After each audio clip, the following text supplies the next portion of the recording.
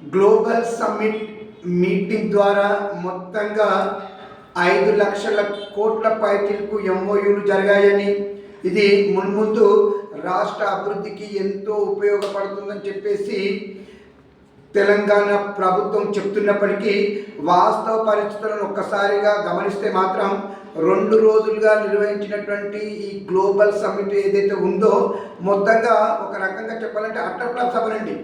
అసలు దీనికి పెట్టిన ఖర్చు ఎందుకు కూడా పనికిరాదు అన్నట్టుగా ఉంది.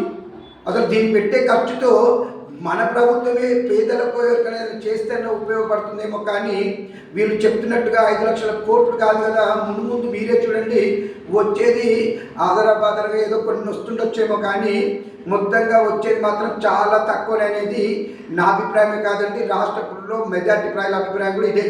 మీరు ఇంతకుముందు కూడా కొన్ని విదేశీ పర్యటన చేసి తీసుకొచ్చినటువంటి పెట్టుబడులు ఎన్నో కూడా రాష్ట్ర ప్రజానికని తెలుసు. ఏది ఏమైనా ఈ గ్లోబల్ సమ్మిట్ అనేది ఒక అట్టర్ ఫ్లాప్, ఒక సమ్మిట్గా నేను అభివర్ణిస్తున్నాను. మీరు దీనిపైన మీ అభిప్రాయం నాకు కామెంట్ రూపంలో తెలియచేయండి. ఇట్లు దినేష్ గంగ.